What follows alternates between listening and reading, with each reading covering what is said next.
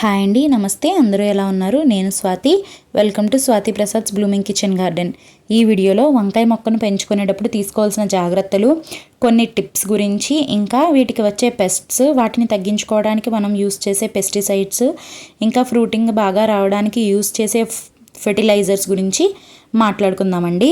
ముందుగా మనం ట్రాన్స్ప్లాంట్ చేసుకున్నాక 4 to 5 సెట్స్ లీవ్స్ వచ్చాక, అంటే 8 నుంచి 10 ఆకులు వచ్చిన తర్వాత పైన టిప్ని కట్ చేసేసుకోవాలండి. దాన్ని మనం ప్రూనింగ్ అంటాము. అలా చేయడం వల్ల మొక్కకి ఇంకా ఎక్కువ కొమ్మలు వచ్చి, ఎక్కువ ఫ్లవరింగ్ వచ్చి, ఎక్కువ కాయలు కాసే అవకాశం ఉంటుందండి. సో ప్రూనింగ్ కంపల్సరీ చేసుకోవాలండి. అది కూడా మొక్క చిన్నగా ఉన్నప్పుడే, ఫ్లవరింగ్ రాకముందే ప్రూనింగ్ చేసుకోవాలండి. అది ఒక టిప్ అండి. నెక్స్ట్ ఇంకొకటి ఏంటంటే, వీటిని చూడండి, మెయిన్గా ఉండే స్టెమ్కి పక్కన బ్రాంచెస్ వస్తాయి కదండి, దానికి స్టెమ్కి మధ్యలో చిన్న ఆకుల్లా ఫామ్ అవుతాయండి. వాటిని మనం సక్కర్స్ అని, షూట్స్ అని అంటామండి. వాటిని ఇలా మన ఫింగర్స్తో పించ్ చేసేసేయాలండి. వాటికి పూత కాత ఏమీ ఉండవండి. అంటే వాటికి పువ్వులు కాసి కాయలు కాయడం ఏమి ఉండదు.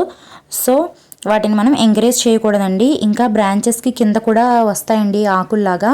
ఆ ఆకుల్ని కూడా మనం ఎప్పటికప్పుడు తీసేసుకుంటూ ఉండాలండి. మొక్క నుండి వచ్చే ఎనర్జీ కానీ, న్యూట్రియంట్స్ కానీ సక్కర్స్కి డైవర్ట్ అవ్వకుండా డైరెక్ట్గా కాయకి అందుతుందన్నమాట మనం ఇలా చేయడం వల్ల. ఇంకొకటి ఏంటంటే, ఇవి తీసేయటం వల్ల ఎయిర్ సర్క్యులేషన్ బాగా అవుతుందండి. సన్లైట్ కూడా మొక్కలకి బాగా తగులుతుంది. అంటే మొక్క మొదట్లో సన్లైట్ బాగా తగిలితే మొక్క హెల్తీగా ఉంటుంది, పెస్ట్స్కి కూడా దూరంగా ఉండే ఛాన్స్ ఉంటుందండి. ఇంకా డెడ్ లీవ్స్, కింద ఉండే లీవ్స్ తీసేయడం వల్ల కూడా సన్లైట్ బాగా తగులుతుంది. అండ్ మొక్క కిందకి వాళ్ళనివ్వకుండా ఒక కర్రకి మొక్కకి కలిపి టై చేసేసుకోవాలండి. లేకపోతే ఆకులు మట్టికి టచ్ అయ్యి పెస్ట్స్ ఫామ్ అయ్యే ఛాన్స్ ఉంటుంది.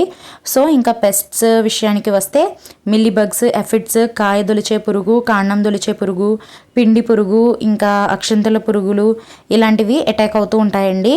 చిన్న గుడ్లు పెడుతూ ఉంటాయి ఆకు వెనకాల.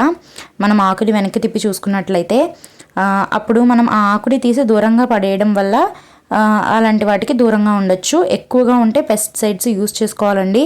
వచ్చినా రాకపోయినా సరే వీక్లీ వన్స్ ఏదో ఒక పెస్టిసైడ్ని ఇచ్చుకోవడం బెటర్ అండి. నేనైతే పుల్ల మజ్జిగ, బియ్యం కడుగు నీళ్ళు, oil emulsions, neem oil emulsions ఇలాంటివి స్ప్రే చేస్తూ ఉంటానండి. మొక్క మొదట్లో కూడా ఇస్తాను. ఇంకా ఫెర్టిలైజర్స్కి వస్తే, పూత రాలకుండా కాయ మంచి సైజులో రావడానికి ఫెర్టిలైజర్స్ యూస్ చేస్తామండి. ఫస్ట్లో ఇనీషియల్గా వచ్చే ఫ్లవర్స్ అయితే కంపల్సరీగా రాలిపోతాయండి. దాని గురించి అయితే అదైతే ఏం ప్రాబ్లం లేదు. తర్వాత ఒక్కొక్కటిగా కాయలు కాస్తూ ఉంటాయి. నేనైతే banana peel fertiliser, fermented fruit juices, oil cake fertilisers ఇలాంటివి ఇస్తూ ఉంటారండి. మెన్యూర్స్, కంపోస్ట్లు కూడా ఇచ్చుకోవచ్చండి. సో మన దగ్గర ఏది అవైలబుల్గా ఉంటే దాన్ని యూజ్ చేసుకోవచ్చు.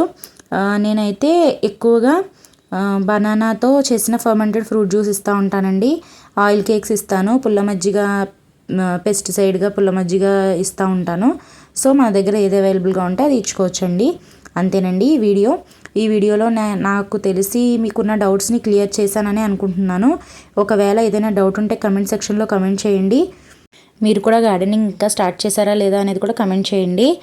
నా వీడియో నచ్చితే ప్లీజ్ లైక్ చేసి, షేర్ చేసి, కమెంట్ చేసి, నా ఛానల్ని సబ్స్క్రైబ్ చేసి నన్ను సపోర్ట్ చేయండి.